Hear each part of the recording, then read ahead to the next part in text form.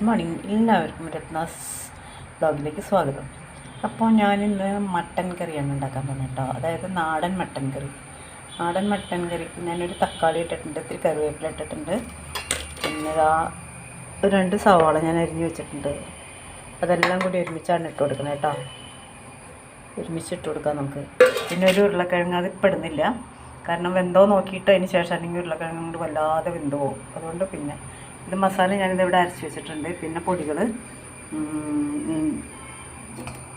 പൊടികൾ നമ്മളെടുത്തത് ഇത് പെരുംജീരകപ്പൊടി, പിന്നെ ഗരം മസാലപ്പൊടി, കുരുമുളക് പൊടി, മല്ലിപ്പൊടി, പിന്നെ ജീരകപ്പൊടി, ഇത്രയും പൊടികൾ എടുത്ത് വെച്ചിട്ടുണ്ട് കേട്ടോ.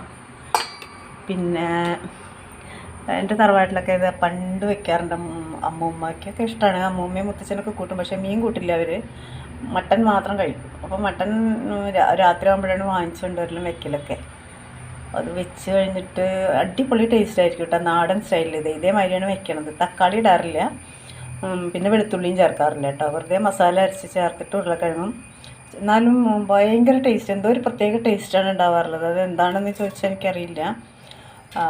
ചിലപ്പോൾ എല്ലാവരും എന്നിട്ട് മുത്തച്ഛൻ്റെ വക ഓരോ ഉരുള നല്ലൊരു കഷ്ണം വെച്ചിട്ട് കരളും ഇതൊക്കെ വെച്ചിട്ട് ഇതിൻ്റെ മട്ടൻ്റെ ലിവറൊക്കെ വെച്ചിട്ട് ഞങ്ങൾക്ക് കൊച്ചുമക്കൾക്ക് കുറേ പേരുണ്ടാവും. എൻ്റെ അമ്മൂമ്മയ്ക്ക് 8 മക്കളുണ്ടായിരുന്നു. അപ്പോൾ അവരുടെയൊക്കെ മക്കളുടെ മക്കളൊക്കെ ആയിട്ട് ഇഷ്ടംപോലെ ആൾക്കാരുണ്ടാവും. അപ്പോൾ എല്ലാവരെയും മക്കളെ വിളിച്ചിട്ട് ഓരോ ഉരുള കൊടുക്കും മുത്തച്ഛൻ. അതൊക്കെ ഒരു സ്നേഹത്തിൻ്റെ മുത്തച്ഛൻ. ഇന്നത്തെ മുത്തച്ഛന്മാരൊക്കെ അധമനിരത്തിലായിരിക്കും അല്ലേ.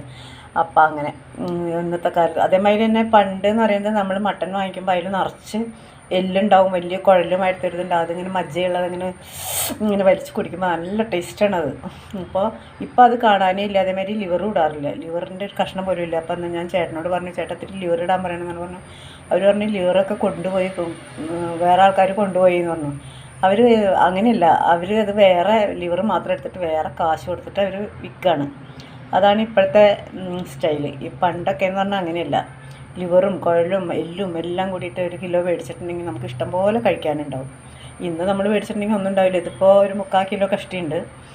പിന്നെ ഇത്തിരി ബീഫ് വാങ്ങിച്ചിട്ടുണ്ട്. അത് എൻ്റെ ഡോഗിന് കൊടുക്കാൻ വേണ്ടിയിട്ട് വെറുതെ മഞ്ഞൾപ്പൊടി ഇട്ടിട്ട് വേവിച്ച് ഇട്ട് അവന് കൊടുക്കാനാണ്. അപ്പോൾ അതിന് ഞാൻ ഇത്തിരി മഞ്ഞൾപ്പൊടി ഇട്ട് കൊടുക്കാം. ഇതിലും മഞ്ഞൾപ്പൊടി ഇട്ടില്ല കേട്ടോ. മഞ്ഞൾപ്പൊടി ഇടണം. ഒരു 1/2 സ്പൂണോളം മഞ്ഞൾപ്പൊടി ഇട്ടിട്ടുണ്ട്. പിന്നെ കുരുമുളക് പൊടിയും പച്ചമുളകൊക്കെ നല്ല എരിവുള്ളത്, അതുകൊണ്ട് ഞാൻ മുളക് പൊടി കുറച്ചേ ഇടുന്നുള്ളൂ കേട്ടോ.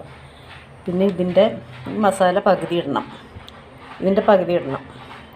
അത് ഞാൻ സവാള കുറച്ച് വഴറ്റാൻ വേണ്ടി വെച്ചിട്ടുണ്ട്. അപ്പോൾ അതിലേക്ക് ഇടാൻ ഇപ്പോൾ നാടനും മോഡേണും കൂടിയിട്ടാണ് ഞാൻ ഉണ്ടാക്കാൻ പോണത്.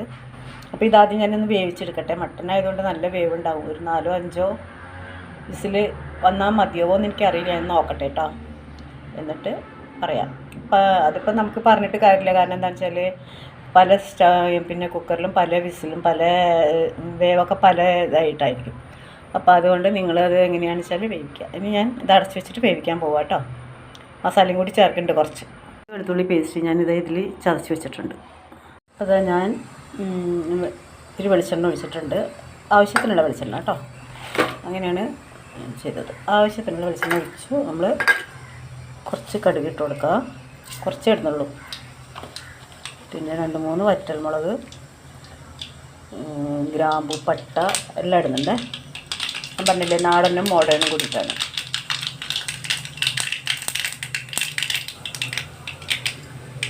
ഞാൻ അതിലേക്ക് പട്ടയും ഗ്രാമ്പും ഒക്കെ ഇട്ട് കൊടുത്തിട്ടുണ്ട്. ഇനി നമുക്കിത്തിരി ഇഞ്ചി വെളുത്തുള്ളി പേസ്റ്റ് എടുത്തിട്ട് അതിട്ട് കൊടുക്കാം.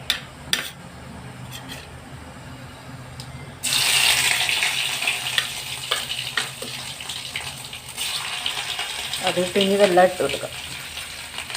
ഇത് നമുക്ക് ഈ സവാളയും ചെറിയ ഉള്ളിയാണ് തിന്നത്.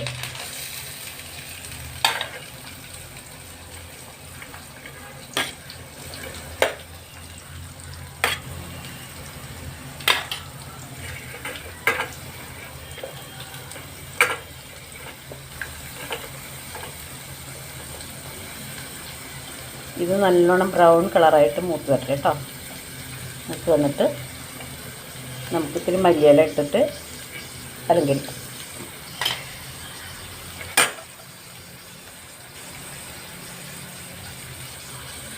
കുറച്ച് കറിവേപ്പില ഇട്ടിട്ടുണ്ട്. ഇനി ഈ പൊടികളൊക്കെ ഒന്ന് ബ്രൗൺ കളറായി കഴിഞ്ഞിട്ട് ഞാൻ ഈ പൊടികളൊക്കെ ഇട്ട് കൊടുക്കും കേട്ടോ. നേരത്തെ പറഞ്ഞതാണ് ഈ പൊടികളൊക്കെ. നമ്മുടെ കറി ഇതാ ഇവിടെ റെഡി ആയിട്ടുണ്ട്. മട്ടൻ കറി ഫ്രൈ അല്ല കേട്ടോ. ഞാനിത്തിരി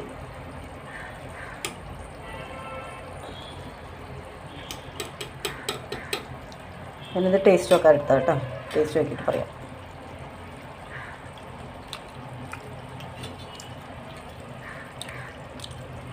അടിപൊളി ടേസ്റ്റ്.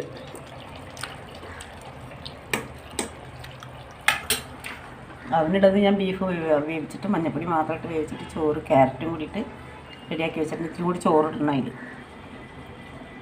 ട്രൈ ചെയ്യണം കേട്ടോ. സബ്സ്ക്രൈബ് ചെയ്യാൻ മറക്കരുത്.